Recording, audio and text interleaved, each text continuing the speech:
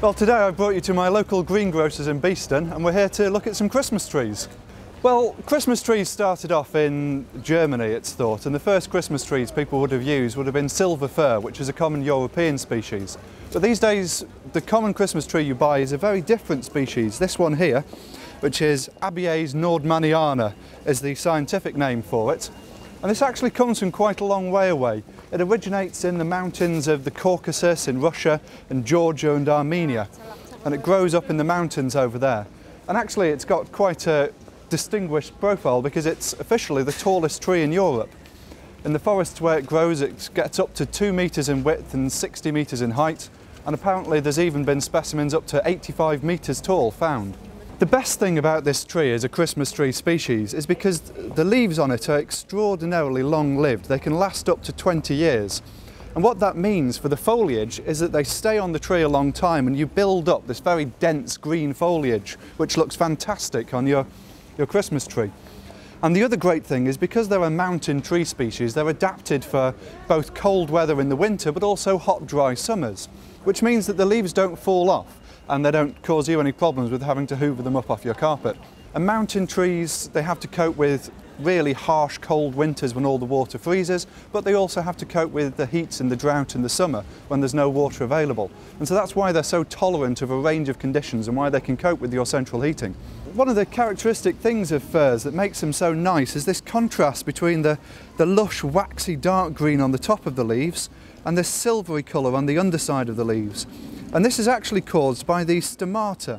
The stomata are tiny little pores on the leaf that breathe and allow gases, so the carbon dioxide to go into the leaf and the oxygen to come out. And so that's what leads to this contrast in the leaves. Actually more than 600 species of conifer in the world, and quite a wide number you can choose from for your Christmas tree. Some aren't very good, but some are better than others. Actually, this one isn't my favourite one, but I think just over here there's some of my personal favourite Christmas tree. Just by chance. But this is, I think it's Abies procera, the noble fir. This is an American tree species. And I like it because it's got these really thick, chunky twigs with dense foliage on them. It's sort of like teddy bear-like and very soft to touch. So that's my personal favourite. Actually, the Americans use a different set of tree species than we do for Christmas. And it's all based on what the local coniferous species are that are available in the winter. Christmas tree is one of my favourite times of the year, and it's also, I love having trees around, so having one in the house is brilliant.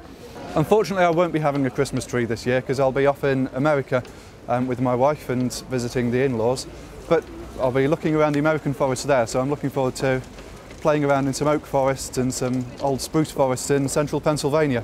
A lot of people wonder about whether or not they should use natural trees for Christmas. My personal opinion is that it's a great thing. Now, you could have a fake Christmas tree, a plastic one that would last several years, but the trouble is, after 4 or 5 years, it starts to look tatty, and you put it in a skip and it ends up in a landfill. Whereas if you're buying a real Christmas tree, what you're doing is buying something that is completely biodegradable, and you're supporting British farmers to produce some decent product. So I'm fully supportive of people using trees at Christmas and buying real trees. This is a Christmas tree that many of you will be familiar with. This is a Norway Spruce. And this is actually the Christmas tree that I remember well from my childhood. And the reason this one's particularly popular is it's a very common forestry plantation tree throughout Europe. And it's planted throughout the UK as a timber tree and for wood pulping. The trouble with this tree for a Christmas tree is that it's not very good at dealing with your central heating system. And so this is the tree that you will remember having in your house, and within a week or two of getting it has showered needles all over your carpets and you spend the rest of the Christmas hoovering them up.